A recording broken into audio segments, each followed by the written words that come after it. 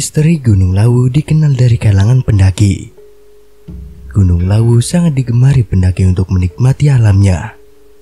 Namun, terdapat misteri yang masih tersimpan di Gunung Lawu. Banyak mitos serta disakralkan warga di tanah Jawa. Gunung Lawu merupakan tempat moksa yang berarti tingkatan hidup lepas dari ikatan keduniawian dari Prabu Brawijaya V. Gunung Lawu juga mempunyai sejarah saat keruntuhan Kerajaan Majapahit. Prabu Brawijaya V sangat erat dikaitkan dengan Gunung Lawu. Pada masa akhir Kerajaan Majapahit, kurang lebih tahun 1400-an, di bawah pemerintahan Brawijaya V, Kerajaan Majapahit mengalami kemunduran. Pada saat itu, anaknya yang bernama Raden Fatah mendirikan sebuah kerajaan Islam yaitu Kerajaan Demak, yang pada akhirnya menjadi kerajaan yang besar di tanah Jawa.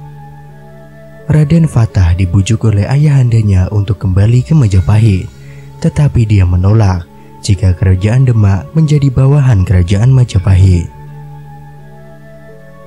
Ketika Kerajaan Majapahit dikudeta oleh menantunya sendiri, akhirnya Prabu Brawijaya V lari ke Demak dan tinggal bersama anaknya Raden Fatah. Raden Fatah berusaha membujuk ayahandanya untuk memeluk agama Islam, tetapi sang Prabu menolaknya untuk menghindari perselisihan dan peperangan dengan anaknya sendiri. Kemudian Prabu Brawijaya V melarikan diri ke Karanganyar. Prabu Brawijaya V bersama pengikutnya kemudian membangun Candi Suku di Dusun Suku, Kabupaten Karanganyar, dan pengikutnya masih memeluk agama Hindu. Namun sayang, sebelum selesai pasukan Demak masih mengejar, dan akhirnya dia melarikan diri ke arah timur. Kemudian Prabu Brawijaya V bersama pengikutnya membangun Candi Ceto yang berada di Dusun Ceto, Kecamatan Jenawi, Kabupaten Karanganyar. Tetapi di sini Prabu Brawijaya V dikejar oleh pasukan Adipati Cepu yang sudah menyimpan dendam lama. Tempat peperangan terjadi di lereng Gunung Lawu. Pada akhirnya Prabu Brawijaya V lari ke Gunung Lawu karena begitu geramnya dikejar.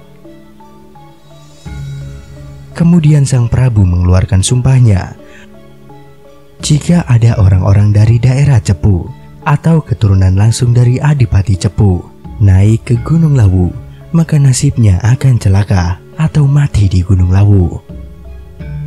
Prabu Brawijaya V masih diikuti oleh orang-orang Cepu dan keturunan Adipati Cepu. Dalam pelariannya, Prabu Brawijaya ditemani Abdul Setianya. Di puncak Gunung Lawu terdapat sumber air yang digunakan Prabu Brawijaya V, antara lain Sendang Derajat. Sumber mata air ini digunakan Prabu Brawijaya V untuk mandi dan dipercaya mempunyai khasiat untuk menyembuhkan penyakit. Sedang panguripan, air mata ini pernah digunakan Prabu Brawijaya V dan dipercaya mempunyai kekuatan magis. Selanjutnya Sumur Jolotundo merupakan gua vertikal sedalam 5 meter. Konon gua ini digunakan sebagai tempat Prabu Brawijaya V menerima wangsit saat berada di Gunung Lawu. Raden Fatah kemudian mencari cara agar ayahandanya masuk Islam, kemudian mengutus penasihat kerajaan yaitu Sunan Kalijaga untuk mendatangi pesanggerahan Prabu Brawijaya V di puncak Gunung Lawu. Akhirnya sang Prabu Brawijaya V masuk Islam dengan bimbingan Sunan Kalijaga. Namun abdi setia sang Prabu, Sabdo Palon dan Nayo Genggong sangat murka saat Prabu Brawijaya V masuk Islam. Keduanya kemudian meninggalkan Prabu Brawijaya V dan bersumpah akan kembali setelah 500 tahun. Prabu Brawijaya V melanjutkan betapa dan mencapai moksa di puncak Hargo Dalem, sedangkan Sabdo Palon dipercaya moksa di puncak Hargo Tumilah. Sebelum meninggalkan kerajaan dan naik ke gunung, Prabu Brawijaya bertemu dengan dua pengikutnya, yakni Wangsa Menggala dan Dipa Menggala. Keduanya ingin menemani Prabu Brawijaya untuk naik ke puncak gunung. Uniknya, sampai di puncak, Prabu Brawijaya menyampaikan pesan kepada para pengikutnya lalu menghilang. Bahkan jasadnya sampai saat ini tidak pernah ditemukan. Selain menyimpan sejarah yang cukup mengesankan, gunung ini juga sangat terkenal dengan keangkerannya dan berbagai cerita mistis di dalamnya. Menurut beberapa pendaki yang pernah menjelajahi Gunung Lawu, ada beragam pengalaman mistis yang mereka temukan. Di antaranya, keberadaan pasar setan. Kisah mistis yang paling terkenal adalah terkait keberadaan pasar setan yang berada di lereng gunung, tepatnya di jalur pendakian Candi Ceto. Di area yang banyak ditumbuhi ilalang ini seringkali ditemukan suara bising, seperti suara di pasar pada umumnya. Namun anehnya, tidak terlihat siapapun di atas padang ilalang, hanya suara bising yang tidak bersumber.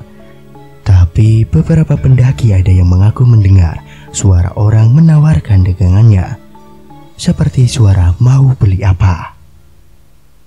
Menurut kepercayaan masyarakat, apabila mendengar suara bising tersebut, pendaki bisa menjatuhkan salah satu barang berharganya sebagai cara untuk membeli barang atau barter di pasar ini. Kemudian ada jelmaan Jalak Gading. Konon, setelah Prabu Brawijaya menghilang, salah satu pengikutnya ada yang menjelma menjadi Jalak Gading. Hingga saat ini, penampakan Jalak Gading masih sering ditemui oleh pendaki.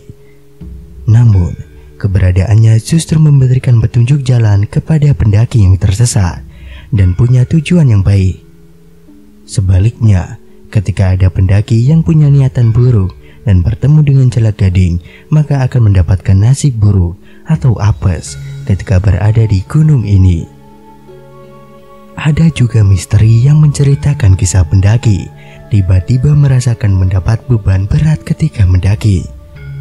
Padahal beban yang dibawa awalnya bisa dibawa dengan mudah, namun di lokasi tertentu, beban yang dibawa terasa sangat berat, seakan ada yang menekannya. Ini yang membuat para pendaki harus berhenti berulang kali karena merasa menanggung beban terlalu berat. Bahkan sampai harus berjalan membungkuk seperti orang yang ruku saking beratnya. Gunung Lawu menjadi favorit pendaki karena sangat menantang untuk dijelajahi. Apalagi ketinggiannya termasuk ekstrim hingga mencapai 3.265 mdpl.